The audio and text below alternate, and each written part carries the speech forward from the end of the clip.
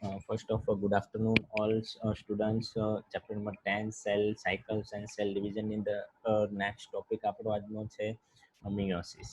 બહુ જ easy topic છે. મિયોસિસ લોંગ છે બટ ઇઝી છે. બે લેક્ચર્સ જોશે આજનો અને કાલનો. કાલે આ મિયોસિસ કમ્પ્લીટ થઈને આપણું ચેપ્ટર કમ્પ્લીટ થશે. બટ બિફોર સ્ટાર્ટ મિયોસિસ આપણે સિગ્નિફિકન્સ ઓફ માઇટોસિસ, માઇટોસિસનો જે સિગ્નિફિકન્સ છે એ જોવાનું છે. તો ફર્સ્ટ ઓફ હું તમને એ સમજાવી દઉં કે ભાઈ માઇટોસિસ છે એનું સિગ્નિફિકન્સ શું છે. સપોઝ કે આ એક પ્રી એક્ઝિસ્ટિંગ સેલ છે. ઓકે, તો પ્રી એક્ઝિસ્ટિંગ સેલમાંથી જે બે ડોટર સેલ બને છે, ક્લિયર? આ કાલે કઈ રીતે બને છે, કયા કયા ફેઝમાંથી પાસ આઉટ થઈ છે, કયા ફેઝમાં કેવા ટાઈપના ચેન્જીસ આવે છે, એ બધું જ આપણે કાલે જોયું. તો એ ચેન્જીસ થઈને નવા બે સેલ બને. તો સપોઝ આ પ્રી એક્ઝિસ્ટિંગ સેલ છે એ ડિપ્લોઇડ છે, clear? Pre existing cell diploid છે, તો એના ડોટર સેલ પણ ડિપ્લોઇડ હશે. મતલબ સેમ જીનેટિક મટીરિયલ્સ, એનું જે જીનેટિક મટીરિયલ્સ છે એ સેમ હશે. અધરવાઇઝ મિયોસિસની અંદર કેવું થશે કે મિયોસિસની અંદર સપોઝ આ જીનેટિક મટીરિયલ મતલબ મિયોસિસની અંદર પ્રી એક્ઝિસ્ટિંગ સેલ ડિપ્લોઇડ છે, તો જેના ડોટર સેલ છે એ હેપ્લોઇડ હશે. હેપ્લોઇડ મતલબ એનું ઇક્વલાઇઝેશન ડિવાઈડ નહીં થાય, ઇક્વલાઇઝેશન ડિવાઈડ નહીં થાય, બટ હાફ હાફ ડિવાઇઝેશન થશે. ડિપ્લોઇડ છે મતલબ હાફ, મતલબ 46 નંબર ઓફ ક્રોમોઝોમ્સ છે, તો હાફ ડિવાઈડ થઈને 23 આવશે. Clear? Hello? Yes, Yes, sir. sir.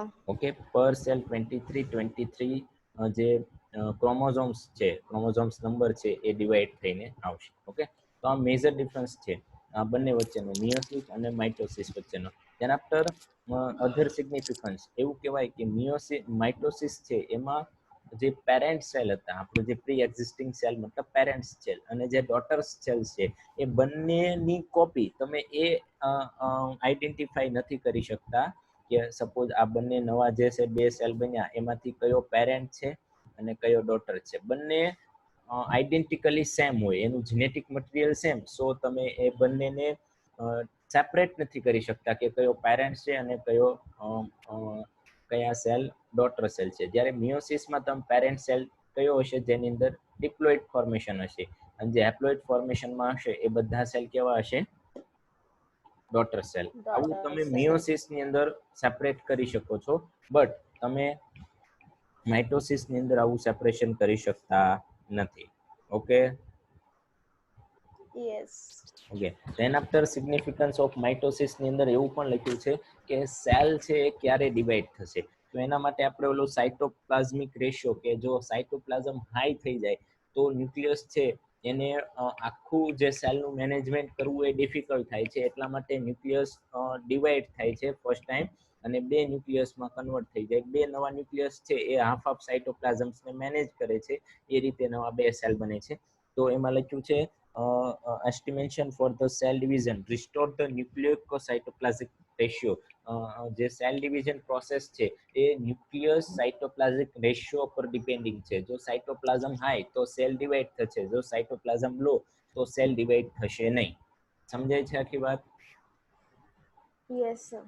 Okay, then after જે માઇટોસિસ છે એ પ્લાન્ટના જે મેરિસ્મેટિક ટિશ્યુ છે, જે પ્લાન્ટનું જે મેરિસ્મેટિક ટિશ્યુ છે એ પ્લાન્ટનું મેરિસ્મેટિક ટિશ્યુના જે એપિકલ પાર્ટ અને જે એનો લેટરલ કેમ્બિયમ પાર્ટ છે ત્યાં આ પ્રકારના સેલ પ્રેઝન્ટ હોય છે, જેની અંદર માઇટોસિસ થતું હોય છે. આપણે કાલે પણ ડિસ્કસ કર્યું હતું કે માઇટોસિસ છે એ plant, animal, then after muscle cell, પ્લાન્ટના રૂટ સેલ, પ્લાન્ટના રૂટ સેલ, then after સ્ટીમના સેલ્સ, આ એક્સેટ્રા બધા પાર્ટની અંદર માઇટોસિસ થશે. then after meiosis only and only reproductive cell છે લાઈક સ્પર્મ સેલ એન્ડ ઓવા, ત્યાં જ થશે. એવું આપણે પ્લાન્ટની અને એનિમલની અંદર સેપરેટલી મિયોસિસ ક્યારે થશે અને માઇટોસિસ ક્યારે થશે એ જોયું છે. તો એ પણ તમને યાદ હશે, એ પણ બે પોઈન્ટ લખેલા છે સિગ્નિફિકન્સ ઓફ માઇટોસિસની અંદર. then after next we will start to process of meiosis. મિયોસિસની જે પ્રોસેસ છે એ આપણે સ્ટાર્ટ કરવાની છે. તો ફર્સ્ટ હું તમને એવું કહી દઉં કે મિયોસિસ સ્ટાર્ટ કરતા પહેલા આપણે એ સમજવાનું છે કે ન્યુક્લિયસ ડિવાઈડ થાય છે. સપોઝ આ ન્યુક્લિયસ છે અને એની અંદર ક્રોમોઝોમ્સ છે, તો ક્રોમોઝોમ સપોઝ 46 છે, right?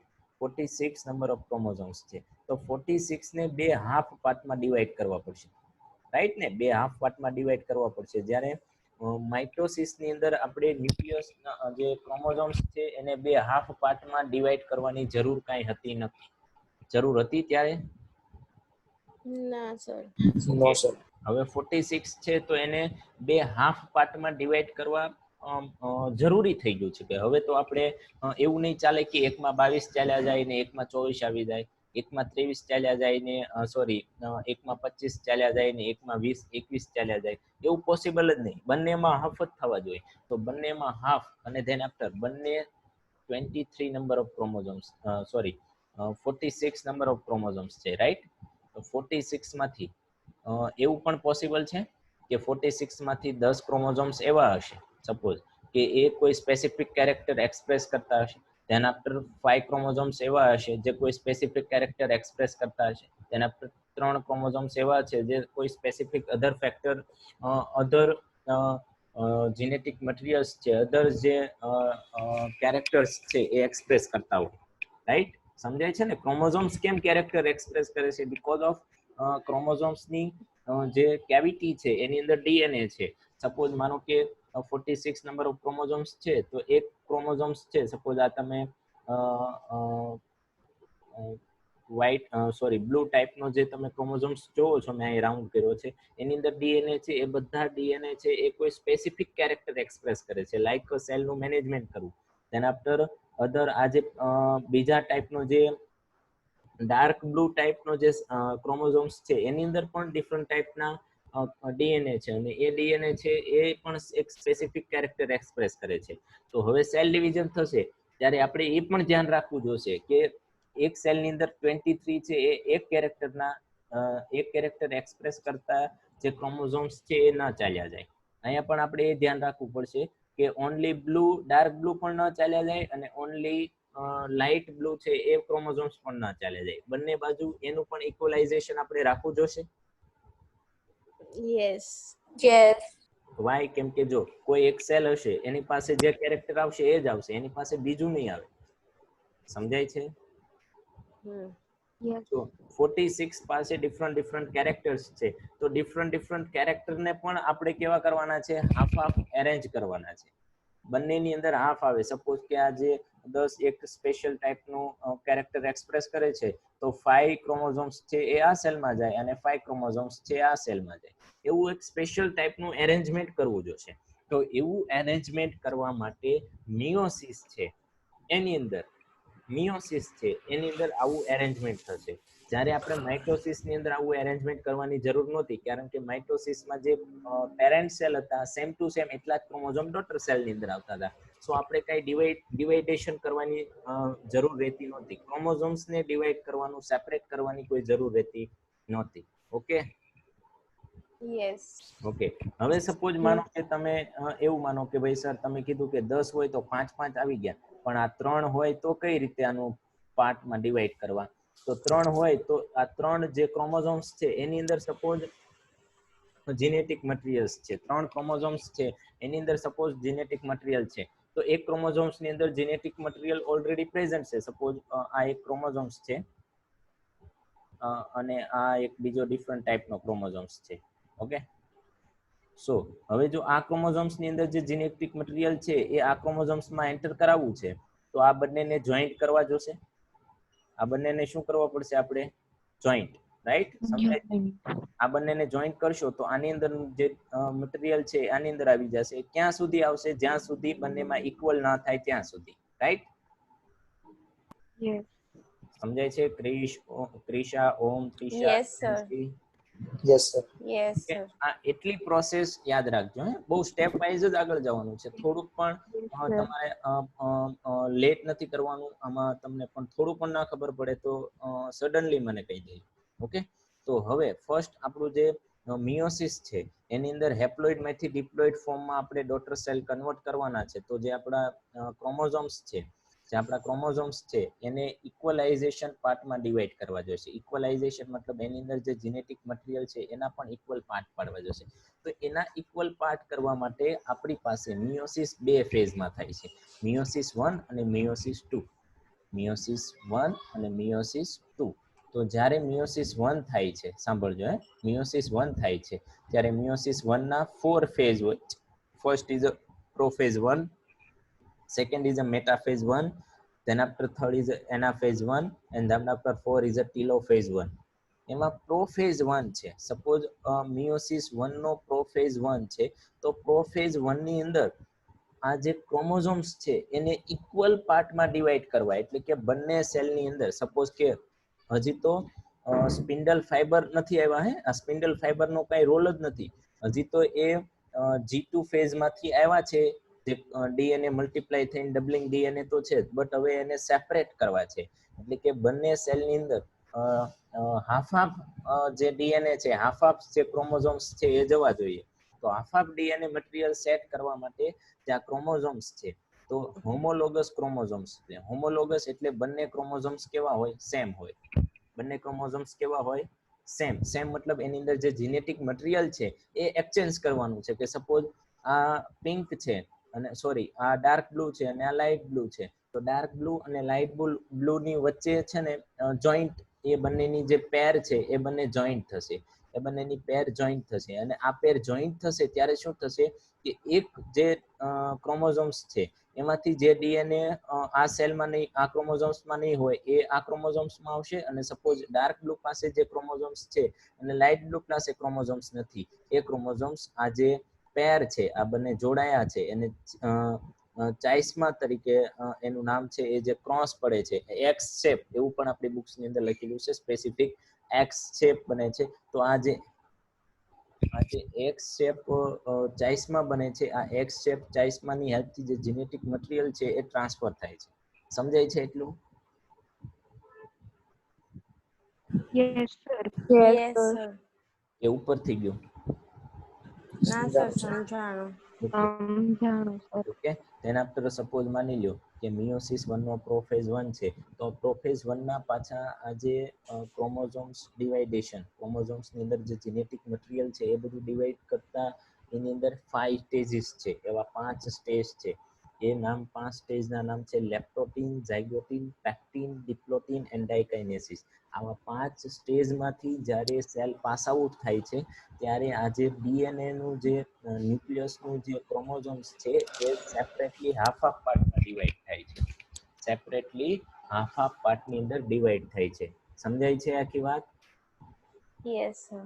Okay, then after prophase 1 ના જે 5 પાર્ટ છે, 5 ફેઝ છે, અધર જે 5 ફેઝ છે એ કમ્પ્લીટ થાય છે, ધેન આફ્ટર એ મેટાફેઝમાં એન્ટર થાય છે, ધેન આફ્ટર એના ફેઝમાં એન્ટર થાય, ધેન આફ્ટર ટીલોફેઝમાં એ સેપરેટલી બે સેલની અંદર ડિવાઈડ થઈ ગયું. સપોઝ અહીંયા ડાયરેક્ટ આપણને બતાવ્યું છે બે સેલની અંદર ડિવાઈડ થઈ ગયું. અહીંયા જે વચ્ચેના ફેઝ છે એ નથી બતાવ્યા, એ નેક્સ્ટ ઇમેજીસમાં હું તમને બતાવું છું. ઓકે, ખાલી સમજવાનું જ છે, આ ખાલી સમજી લેશો એટલે તમને બધું જ ઈઝી લાગવા મળશે. ધેન આફ્ટર હું યસ, આપણો પેરેન્ટ સેલ હતો એમાંથી આ બે સેલ સપોઝ બની ગયા મિયોસિસ 1 માં. મિયોસિસ 1 માં જે આપણો પ્રોફેઝ 1 હતો એ પ્રોફેઝ 1 માં ફર્સ્ટ તો એ જે આપણા જે ક્રોમોઝોમ્સ હાફ હાફ પાર્ટમાં ડિવાઈડ થવાના હતા એ બધી પ્રોસેસ થઈ ગઈ. લેપ્ટોટીન, ઝાયગોટીન, પેક્ટીન, ડિપ્લોટીન અને ડાયકાઇનેસિસ, આવા 5 ફેઝમાંથી પાસ આઉટ થયો છે. ધેન આફ્ટર મેટાફેઝ, એનાફેઝ અને ટીલોફેઝ. મેટાફેઝની અંદર હવે સ્પિન્ડલ ફાઈબર આવશે.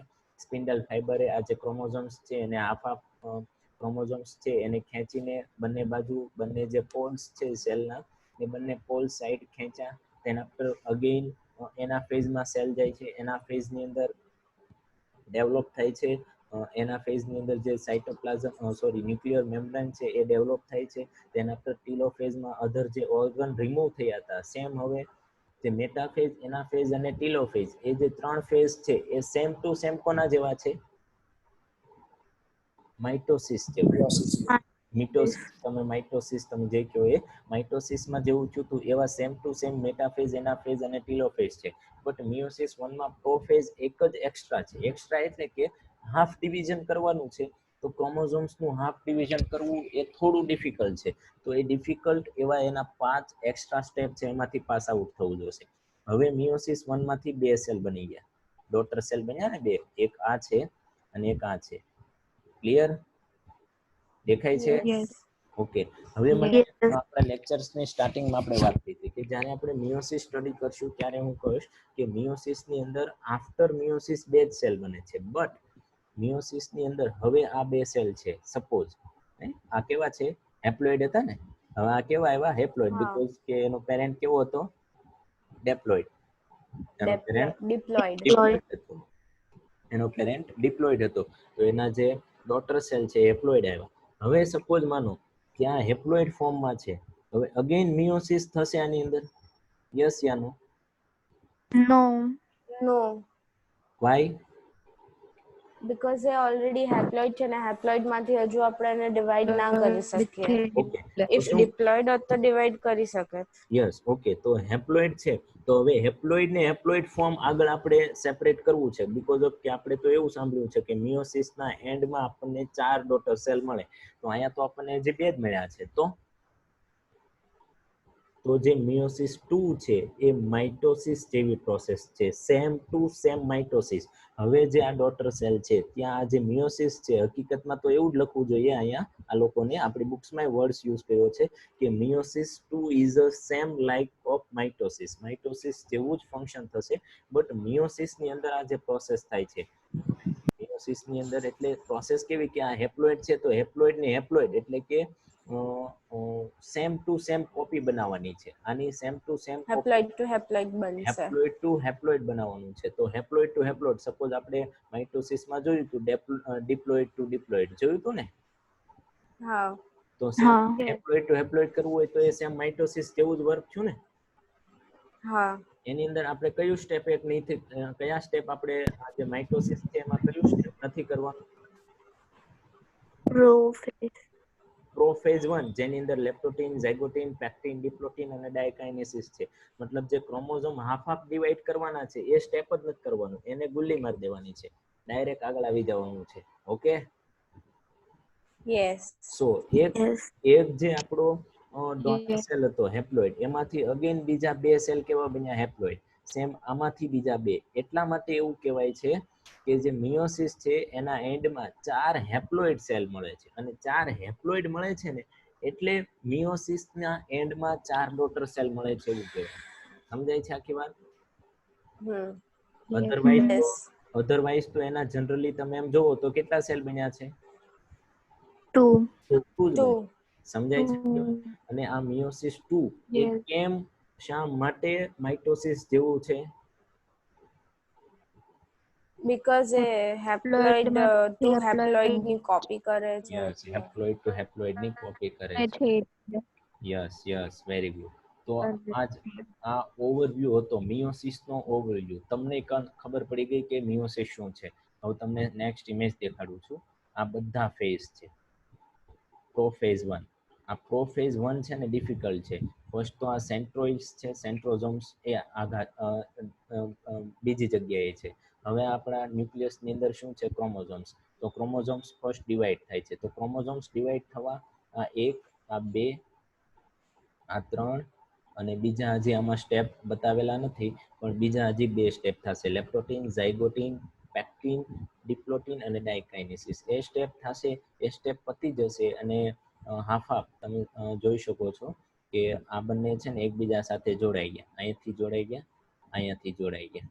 તો એ જોડાઈ ગયા ને તે તમને કેવું લાગશે કે આ ડીએનએ છે એ આ ક્રોમોઝોમમાંથી અહીંયા જશે અને આ ક્રોમોઝોમ્સમાંથી આ રેડ ક્રોમોઝોમ્સની અંદર ડીએનએ ટ્રાન્સફર થશે, ઇન્ટર ટ્રાન્સમિશન ડીએનએ નું થશે. બંને પાર્ટમાં હાફ. હવે એને તો ખબર જ છે કેટલું આપણે ઘટે છે, એટલે સપોઝ તમે જુઓ આ જે બ્લુ છે આ એના ફેઝમાં આવી જાવ એટલે તમને ખબર પડે કે આ જે બ્લુ ડીએનએ છે ને, આ જે બ્લુ ક્રોમોઝોમ્સ, એની અંદર થોડોક પાર્ટ કોનો ઘટતો હતો? Red chromosome. Red. તો એ પાર્ટ અહીંયા ચાલ્યો ગયો, અને આની અંદર થોડોક પાર્ટ કોનો ઘટતો હતો? Blue. બ્લુ નો. બ્લુ એટલે કલર નથી જોવાનો, એ ડીએનએ છે, એ જીનોમિક ડીએનએ. જેનેટિક મટીરિયલ છે, એટલું ઇક્વલાઇઝ. એટલે હવે તમે જોવો ને તો બંનેની અંદર ઇક્વલાઇઝેશન આવી ગયું, બંનેની અંદર સરખા ટાઈપના જ ડીએનએ હશે, બંનેના જે હાફ બંનેની અંદર એવું નહીં હોય કે આ જે 23 નંબરનો જે સોરી બંનેની અંદર 23 તો આવશે જ ક્રોમોઝોમ્સ, બટ એની અંદર જે કેરેક્ટર વાઇઝ પણ જોશો ને તો પણ સેમ હશે.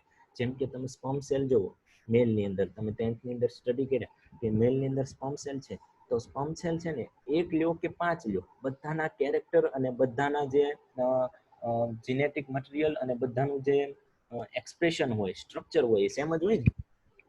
યસ હવે સપોઝ એકની અંદર એક જેનેટિક જે મટીરિયલ છે, જે ડીએનએ છે, એ ઓછો હશે તો એનું સ્ટ્રક્ચર ને એનું જે ફંક્શન ને એનું જે વર્ક હશે એ ચેન્જ થઈ જાય ને.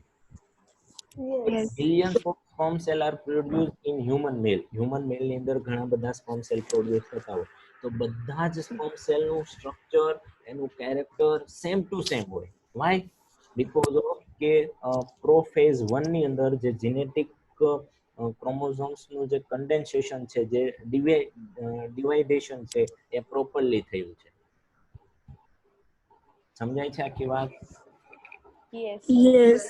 ધેન આફ્ટર આ ટીલોફેઝ, અને ટીલોફેઝ પછી સાઇટોકાઇનેસિસ સેમ કોના જેવું થશે?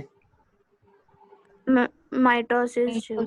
માઇટોસિસ જેવું નહીં, સાઇટોકાઇનેસિસ બંને માટે ઇક્વલ હતું. બંનેની અંદર સાઇટોપ્લાઝમ ડિવાઇડેશન જે પ્રોસેસ આપણે કાલે જોઈ એ જ હોય. એ મિયોસિસ હોય કે માઇટોસિસ ડઝન્ટ મેટર, એની સાથે કોઈ ફેરફાર છે નહીં.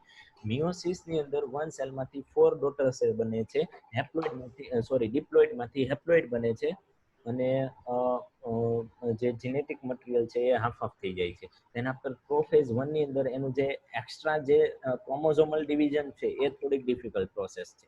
ઓકે, ધેન આફ્ટર અહીંયાથી આ 2 ડોટર સેલ બની ગયા પછી એ જ 2 ફરીથી અગેન ડિવાઇડેશન થાય છે. બટ આ હેપ્લોઇડ છે, તો હેપ્લોઇડ ને હેપ્લોઇડ એના ડોટર સેલ રહેશે. આની અંદર હવે જે અહીંયા જે પ્રોફેઝ 1 ની અંદર જે ચેન્જીસ આવ્યા એ ચેન્જીસ અહીંયા આવશે નહીં.